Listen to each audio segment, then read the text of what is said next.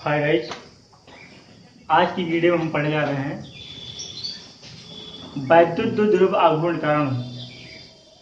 वैद्युत द्विध्रुव आघूर्ण कारण किसी बिंदु पर विद्युत क्षेत्र की तीव्रता।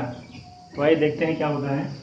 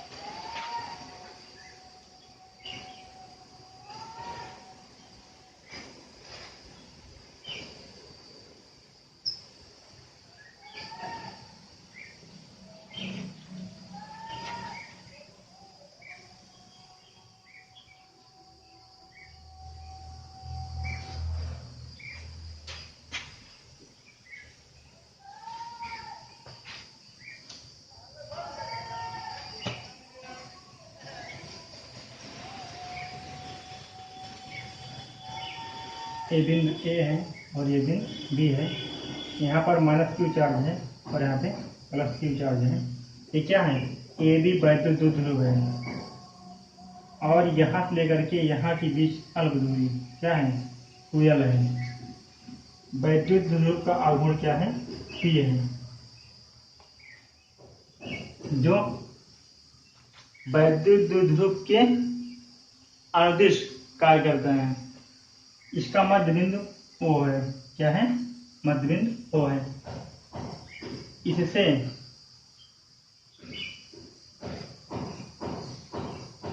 R दूरी पर कोई बिंदु P है जहां पर हमें विद्युत क्षेत्र की तीव्रता निकालना है।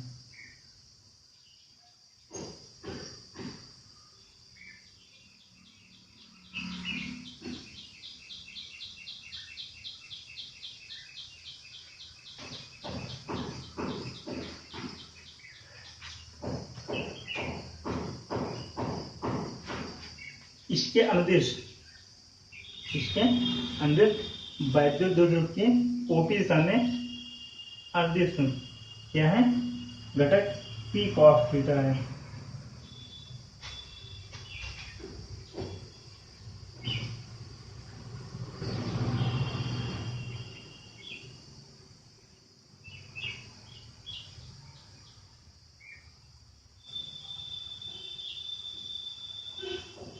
और इसके लंबवत P sin theta. P cos theta के कारण विद्युत क्षेत्र की तीव्रता क्या है? E1 है और P sin थीटा के कारण विद्युत क्षेत्र तीव्रता E2 है। आपने क्या देखा? माना कोई वैद्युत द्विध्रुव क्या है? AB है, जो -Q + Q आवेशों से मिलकर के बना हुआ है और -Q और +Q के बीच की अल्प दूरी क्या है? 2L है और वैद्युत द्विध्रुव का मध्य बिंदु O है। -Q + Q आवेश कारण वैद्युत द्विध्रुव का आघूर्ण वेक्टर P है। क्या है? वेक्टर P है। यह एक सदिश राशि है। इसके मध्य बिंदु वैद्युत द्विध्रुव के मध्य बिंदु O से R दूरी पर कोई बिंदु P है जहां पर हमें विद्युत क्षेत्र की तीव्रता ज्ञात करनी है। क्योंकि एक वेक्टर राशि है, ये वैद्युत द्विध्रुव का आघूर्ण क्या है? वेक्टर राशि है, इसलिए इसके दो घटक होंगे। क्या? तो OP के दिशा में क्या? OP के अनुदिश इसका अवयव घटक P cos थीटा और जिसके कारण बिंदु P पर विद्युत क्षेत्र तीव्रता क्या है? E1 है। ठीक इसी प्रकार OP के लंबवत क्या? OP के लंबवत वैद्युत द्विध्रुव का अवयव घटक P sin थीटा है, जिससे R दूरी पर बिंदु P पर विद्युत क्षेत्र तीव्रता E2 है। इसकी परिणामी तीव्रता क्या होगी? ये हमें ज्ञात करना है। तो आइए देखते हैं। पहले हम जानते हैं कि वैद्युत ध्रुव क्या होता है। वैद्युत ध्रुव एक ऐसा निकाय है जो दो बिंदु आवेशों से मिलकर के बना होता है और दोनों बिंदु आवेशों के बीच की दूरी क्या होती है, 2L होती है। तो उनमें से किसी एक आवेश का परिमाण तथा उनके बीच की दूरी उनके बीच की दूरी को हम क्या बोलते हैं, वैद्युत द्विध्रुव। क्या बोलते हैं, वैद्युत द्विध्रुव। तो क्या था द्विध्रुव, P बराबर 2QL। आइए देखते हैं।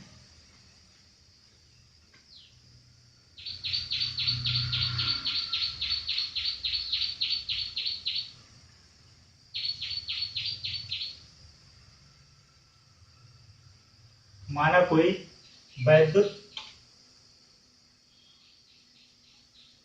द्विध्रुव AB है जो दो बिंदु आवेशों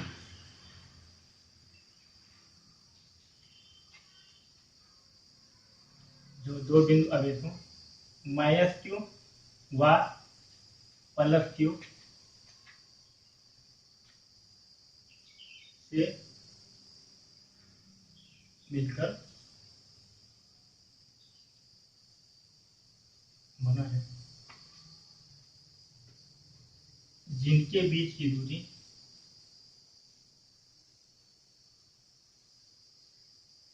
उनके बीच की दूरी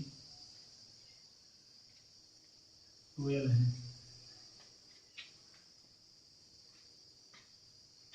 जिसका वैद्युत ध्रुव आघूर्ण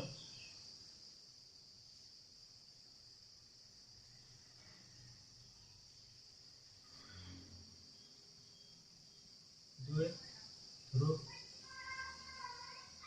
आघूर्ण P है, जो कि आवेश -Q से +Q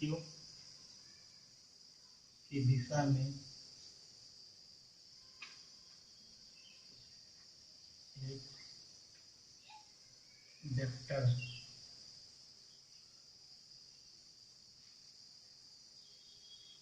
राशि है।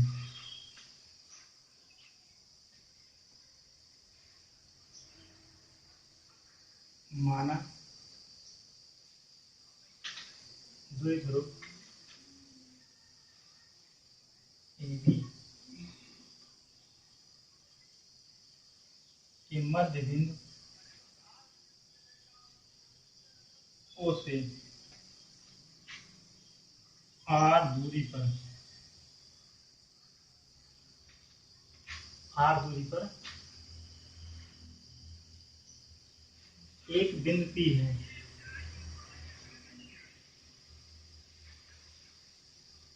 एक बिंदु P है, इस पर हमें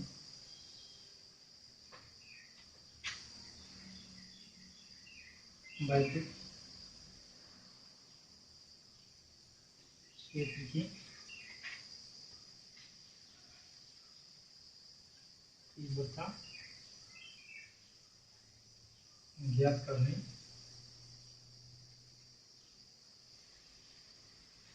क्योंकि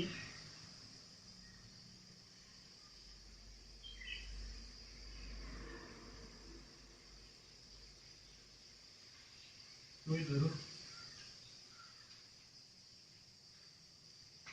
आघूर्ण P एक वेक्टर राशि है, जिसके कारण आपने फिर लिखा कि ये वेक्टर P एक सदिश राशि है। जो वैद्युत आघूर्ण है क्या है, सदिश राशि है, अर्थात वेक्टर राशि है। इसके दो घटक होंगे, एक ओपी की दिशा में क्या होगा पी कॉस थीटा, और दूसरा ओपी के लंबवत पी साइन थीटा होगा। तो पी कॉस थीटा के कारण बिंदु पी पर विद्युत क्षेत्र तीव्रता क्या है E1 है, और पी साइन थीटा के कारण बिंदु पी पर विद्युत क्षेत्र तीव्रता E2 है। E1 क्या है अक्षीय स्थिति में है, जबकि E2 क्या है अक्षीय स्थिति में है। माना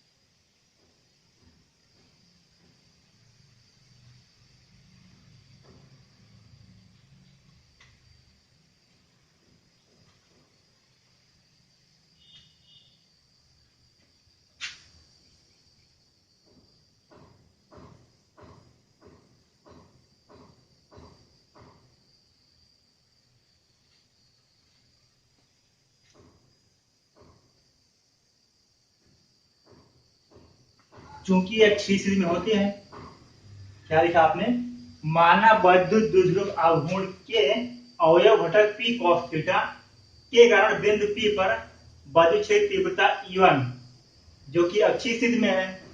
तो अक्षीय स्थिति में जो तीव्रता होती है वो क्या होती है E बराबर होती है 1/4 2 पी अपन आर क्यूब।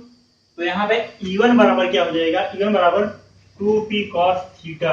क्यों, क्योंकि ये इस घटक के कारण किसके पी कॉस थीटा घटक के कारण है, इसलिए यहाँ पे 2 P cos theta upon R cube newton का कूलम हो जाएगा। इसी प्रकार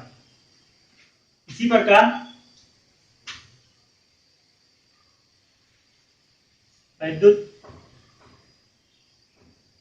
द्विध्रुव आघूर्ण के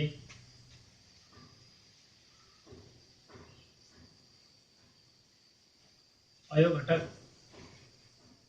पी साइन थीटा के कारण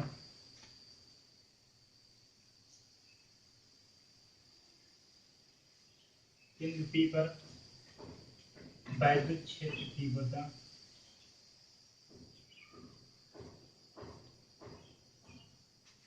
विद्युत क्षेत्र तीव्रता जो कि निरक्षीय स्थिति में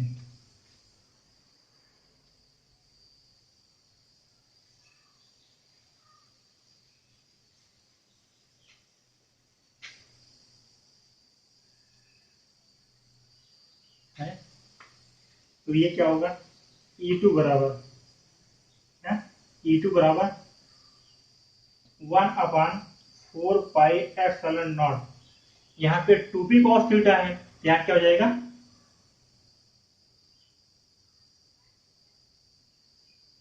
p sin theta upon R cube Newton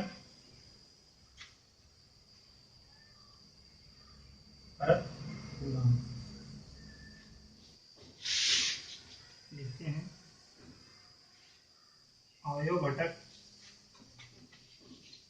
P cos theta व पी साइन थीटा के कारण वैद्युत क्षेत्र तीव्रता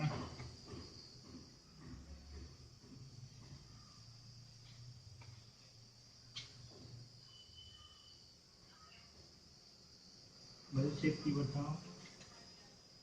की परिणामी तीव्रता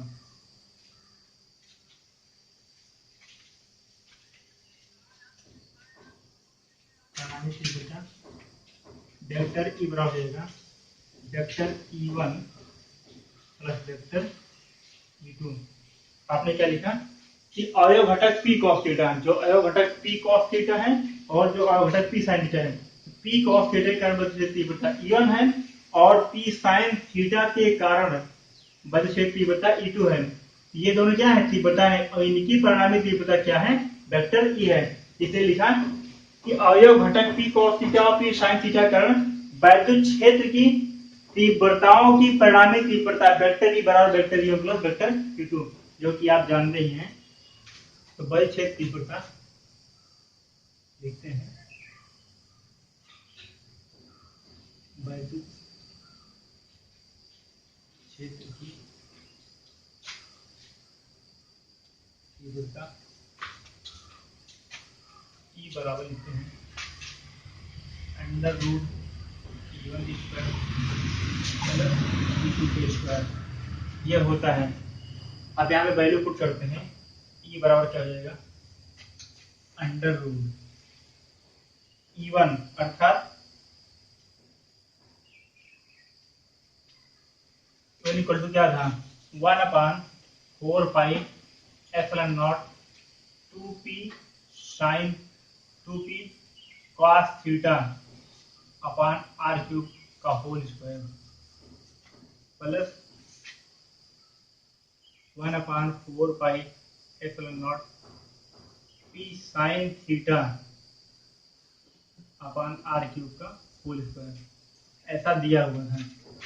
यहाँ से इक्वल टू क्या हो जाएगा?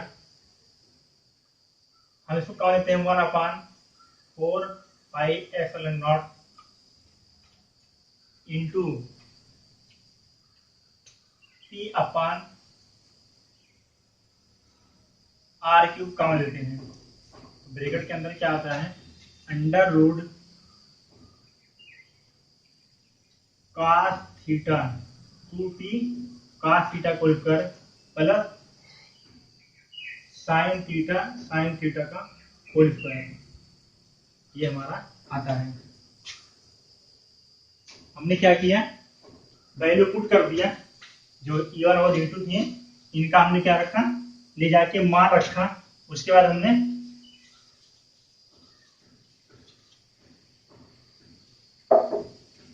जो E1/4 है और ये दोनों क्या है? कांस्टेंट है। इनको हमने क्या कर लिया? कॉमन ले लिया। और ये P, यहाँ पर P और यहाँ पर भी P है, इसलिए इसको भी हमने कॉमन ले लिया। R क्यूब हमने कॉमन ले लिया। यहाँ बचा 2 cos थीटा का whole square plus sine theta का होल स्क्वायर। इसको हम इस तरह लिख सकते हैं 1/4 pi epsilon not P upon R cube bracket में लिखते हैं 4 cos square theta plus sine square theta लिखते हैं। आगे लिख सकते हैं 1/4 pi epsilon not P upon R cube. इसको लिखते हैं P cos square theta sine square theta. इसको लिखते हैं under root 4 cos square theta plus 1 minus sign square theta लिखते हैं। 1 साइन स्क्वायर थीटा लिखते हैं, 1 माइनस cos स्क्वायर थीटा लिखते हैं। ऐसा इसको हम लिख सकते हैं।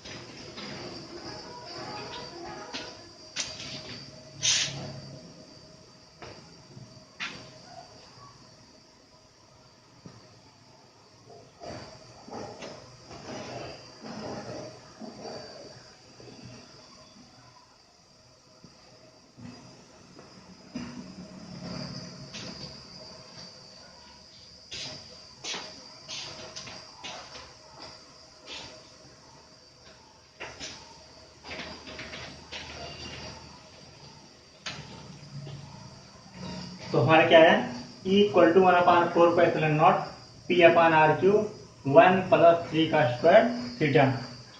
यदि परिणामी तीव्रता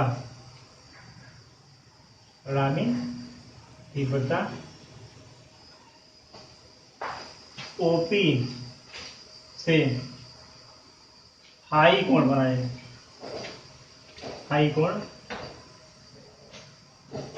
बनाए तो क्या होगा। आपने देखा था कुछ ऐसे करके था, ये E1 और ये E2। E1 जो तीव्रता, जो वैद्युत क्षेत्र तीव्रता E1 थी, E1 ये P cos थीटा, मतलब वैद्युत ध्रुव के अवयव घटक P cos थीटा के कारण बिंदु P पर उत्पन्न वैद्युत क्षेत्र तीव्रता E1 और OP के लंबवत वैद्युत ध्रुव के अवयव घटक P sin थीटा के कारण बिंदु P पर वैद्युत क्षेत्र तीव्रता E2 और इसकी परिणामी तीव्रता थी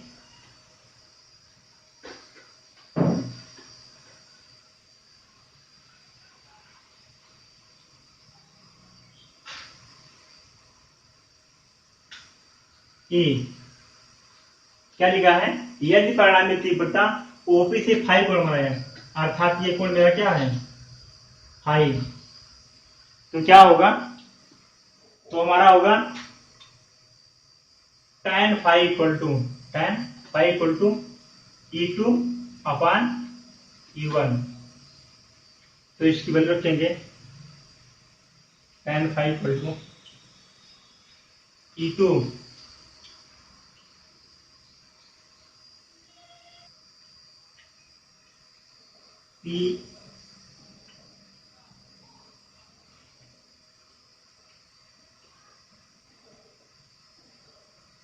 P sin theta upon r³ बटे 2P cos theta upon r³, ऐसा हो जाएगा।